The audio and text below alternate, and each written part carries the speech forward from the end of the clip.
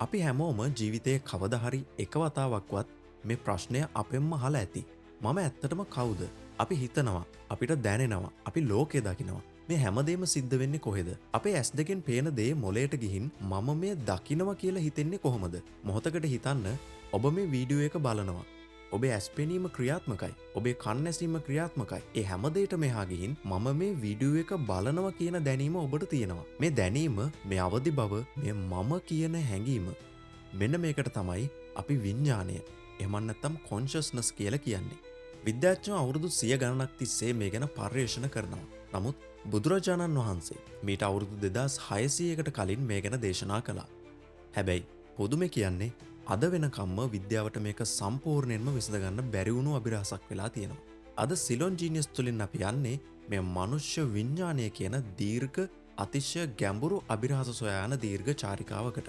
නූතන ස්නායු විද්‍යාව සහ ක්වන්ටම් භෞතික විද්‍යාව පවසන දේත් බුදුදහමේ එන ගැඹුරු අභිධර්මයක් එකිනෙකට ගැටෙන, ඒ වගේම එකිනෙක හමුවන ඒ අපූර්ව මන්සන්දියට තමයි අද අපි පිවිසෙන්නේ. මේ චාරිකාව අවසානයේදී ඔබ ලෝකය දකින විදිය සහ ඔබ ගැන දකින විදිය සම්පූර්ණයෙන්ම වෙනස් වේවි. එහෙනම් වීඩියෝ එකට ගිහින් බලමු.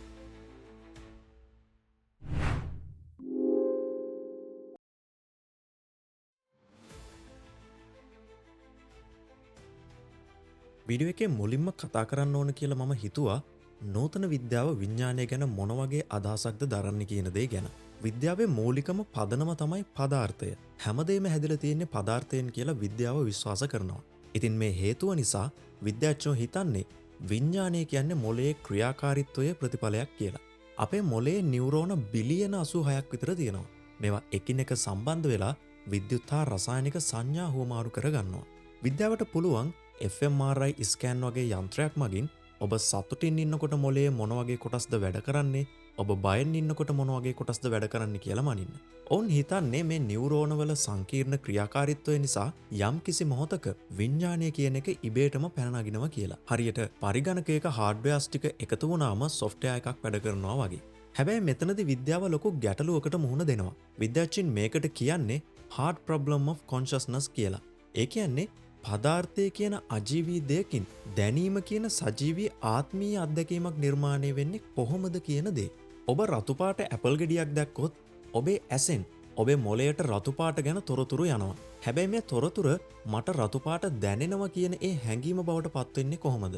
මේ ප්‍රශ්නයට නූතන විද්‍යාවට තවමත් නිශ්චිත උත්තරයක් නැහැ. ඇතැම් විද්‍යාඥයෝ උදාහරණයක් විදිහට සර් රොජර් පෙන්රොස් වගේ අය හිතන්නේ විඥානය කියන්නේ ක්වන්ටම් භෞතික විද්‍යාවට සම්බන්ධ දෙයක් කියලා. නියුරෝන ඇතුලේ තියෙන කුඩා ව්‍යුහයන් තුල සිදුවන ක්වන්ටම් ක්‍රියාකාරීත්වයක් නිසා විඥානය ඇතිවන බව ඔවුන් පවසනවා. හැබැයි මේකත් තාම මතයක් විතරයි. දැන් අපි හැරෙමු බුදුදහම දෙසට. බුදුදහම විඥානය දකින්නේ විද්‍යාව දකින්නට වඩා සම්පූර්ණයෙන්ම වෙනස් විදියකට. බුද්ධ දර්ශනයට අනුව විඥානය කියන්නේ මොළයේ නිෂ්පාදනයක් නෙමෙයි. ඒක ඊට වඩා මৌলিক, ඊට වඩා ගැඹුරු දෙයක්. බුද්ධ දර්ශනය තුළ විඥානය කියන වචනය විග්‍රහ කරන්නේ විජානාතීති විඥානං කියලා. ඒ කියන්නේ අරමුණක් දැනගන්නා ස්වභාවයේ විඥානයයි. විඥානය කියන්නේ දැනගැනීම මිසක් දැනගන්න පුද්ගලයෙක් නෙවෙයි. බුද්ධ දර්ශනය තුළ විඥානය වර්ග 6කට බෙදෙනවා. ඇස නිසා ඇතිවන චක්කු විඥානය, කන නිසා ඇතිවන සෝත විඥානය, නාසය නිසා ඇතිවන ගාහන විඥානය, දිව නිසා ඇතිවන જીවහා විඥානය, ශරීරය නිසා ඇතිවන කාය විඥානය සහ මනස නිසා ඇතිවන මනෝ විඥානය වශයෙන්.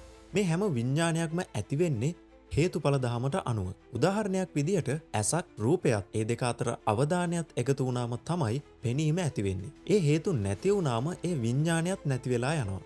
විද්‍යාව පදාර්ථය මූලික කරගනිද්දී බුද්ධ දර්ශනය මනස මූලික කරගන්නවා. මනෝ පුබ්බංගමා ධම්මා, සියලු දේට මනස පෙරටුවන බව තමයි බුද්ධ දර්ශනය විශ්වාස කරන්නේ. මේ භෞතික ලෝකය පවා අපිට දැනෙන්නේ අපේ විඥානය හරහා. විඥානයක් නැත්නම් අපිට ලෝකයකුත් නැහැ. තවත් වැදගත් කරුණක් තමයි අභිධර්මයේ තුල එන චිත්ත වීති පිළිබඳ විග්‍රහය. මනස අරමුණක් ග්‍රහණය කරගන්නා ආකාරය, ඒ හඳුනා ගන්නා ආකාරය සහ ඒට ප්‍රතිචාර දක්වන ආකාරය පියවරෙන් පියවර ඉතාමත් සියුම්ව බුද්ධ දර්ශනයේ විස්තර කරලා තියෙනවා. නූතන පරිගණක විද්‍යාවටත් වඩා සංකීර්ණ ඉතාමත් විද්‍යාත්මක ක්‍රියාවලියක් මේ තුල ගැබ් වෙලා තියෙනවා. ඊළඟට මම කතා කරන්න හිතුවා විද්‍යාව සහ බුද්ධ දර්ශනය එකට හමුවන මේ තුල ඇති සමානකම් ගැන.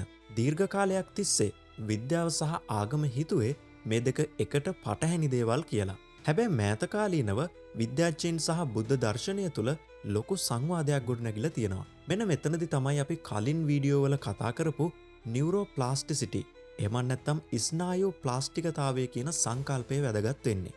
නූතන විද්‍යාව සොයාගෙන තියෙනවා භාවනාව මගින් මොලේ ව්‍යුහය පවා වෙනස් කරන්න පුළුවන් කියලා. බුද්ධ දර්ශනය තුළ එන සතිමත්භාවය සහ මෛත්‍රී භාවනාව වැනි ක්‍රම පුරුදු පුහුණු කරන අයගේ මොලය තුළ ආතතිය, බිය, කාන්සාව වැනි තත්ත්වයන් පාලනය කරන ඇමිග්ඩලා කියන කොටස කුඩා වන අතර බුද්ධිය, මතකය, තාර්කික හැකියාවන්ට හේතු වන ප්‍රීෆ්‍රන්ටල් කෝටෙක්ස් කියන කොටස ඝනකම් වන බව විද්‍යාත්මකව ඔප්පු වෙලා තියෙනවා. මෙයින් පේනවා බුද්ධ දර්ශනය කියන්නේ නිකම්ම අදහන්න ඕන ආගමක් නෙමෙයි. ඒක මනස පුහුණු කරන විද්‍යාවක්. බුද්ධ දර්ශනය තුළ කියන ආකාරයට මනස පාලනය කිරීමෙන් අපිට භෞතික ශරීරයේ ක්‍රියාකාරීත්වය පවා පාලනය කරන්න පුළුවන්. තවත් දෙයක් තමයි ක්වොන්ටම් භෞතික විද්‍යාවේ එන ඔබ්සර්වර් ඉෆෙක්ට් හෙවත් නිරීක්ෂකයාගේ බලපෑම කියන සංකල්පය. යම් අංශුවක හැසිරීම් නිරීක්ෂණය කරන කෙනා මත පදනම් වෙලා වෙනස් වෙන්න පුළුවන්. මේ නැඟවෙන්නේ මේ විශ්වය සහ විඥාණය එකිනෙකාගෙන් වෙන් කළ නොහැකි ලෙස බැඳී පවතින බව. බුද්ධ දර්ශනය තුළ එන අනිච්ච සහ අනත්ත කියන ගැඹුරු දර්ශනයන් අද ක්වොන්ටම් භෞතික විද්‍යාවේ එන මේ අලුත්ම සොයාගැනීම් වලට පුදුමාකාර විදියට සමාන වෙනවා. ඉතින් නූතන විද්‍යාව මොලය සහ පදාර්ථය හරහා විඥාණය තේරුම් ගන්න උත්සාහ කරනකොට බුද්ධ දර්ශනය මනස සහ හේතුඵල ධම හරහා එය විග්‍රහ කරනවා. මේ දෙකම සම්පූර්ණයෙන්ම එකඟ නොවුනත් මේ දෙකම උත්සාහ කරන්නේ එකම සත්‍යයක් සොයාගෙන යන්න. විද්‍යාවෙන් අපිට බාහිර ලෝකය මැනීමේ ක්‍රමවේද ලබා දෙනවා. බුද්ධ දර්ශනය අපිට අභ්‍යන්තර ලෝකය ගවේෂණය කිරීමේ ක්‍රමවේද ලබා දෙනවා. බුද්ධ දර්ශනයේ අවසාන ඉලක්කය මේ විඥානයේ සැබෑ ස්වરૂපය අවබෝධ කරගෙන මේ සියලු දුක් වලින් මිදීම. විද්‍යාවට පුළුවන් අපේ ජීවිතය පහසු කරන්න. හැබැයි බුද්ධ දර්ශනයට පුළුවන් අපේ ජීවිතය සංසුන් කරන්න. ඒ වගේම නිදහස් කරන්න. ඉතින් බුද්ධ දර්ශනය සහ විද්‍යාව තුළ ඇති සමානකම් ගැන කතා කරනවා නම් මිට වඩා ගැඹුරින් ඉතා දීර්ඝ ලෙස කතා කිරීමේ හැකියාව තියෙනවා. මේ වීඩියෝව හරහා මම සිද්ධ කළේ මෙහි මතුපිට ඉතා කුඩා විස්තර කිරීමක් පමණයි. මම කැමති ඔයා මේ කරුණු ගැන දරන අදහස මොකක්ද කියලා දැනගන්න. විද්‍යාව සහ බුද්ධ දර්ශනය තුළ ඔබ දකින අනෙක් සම්බන්ධතා මොනවාද? අපි මේ ගැන බුද්ධිමය සංවාදයක් ගොඩනගමු. ඔයා මේ වීඩියෝ එකෙන් යම්කිසි හෝ අලුත් දැනුමක් ලැබුවා නම් ඒක තමයි අපේ බලාපොරොත්තුව. මේ වගේ කරුණු තවදුරටත් ගැඹුරින් සාකච්ඡා කරන්න අපේ YouTube නාලිකාව subscribe කරලා bell icon එකත් click කරන්න අමතක කරන්න එපා. ඒ වගේම පහළ description එකේ තියෙන link එකෙන් ගිහින් අපේ Facebook page එකත් follow කරන්න. එතකොට ඔයාට අපේ අලුත්ම තොරතුරු ඉක්මනින්ම දැනගන්න වගේම ඔයාගේ අදහස් මාත් එක්ක හෝමාරු කරගන්නත් පුළුවන්. මේ ලෝකයේ දෙස වෙනස්ම ඇසකින් බලන්නට පෙළඹුණු ලොව බිහි වූ ශ්‍රේෂ්ඨතම විද්‍යාඥයෙක් වෙන ඇල්බර්ට් අයින්ස්ටයින් බුදුදහම ගැන පැවසූ මේ අගනා වදනින් මම සමුගන්නවා. නූතන විද්‍යාවට ගැලපෙන ආගමක් තිබේ නම් ඒ බුද්ධ දර්ශනයම පමණයි. නැවතත් මෙවැනිම බුද්ධිමය ගවේෂණයකින් හමුවෙමු. ඔබට සුවදායී දිවියක් ප්‍රාර්ථනා කරනවා.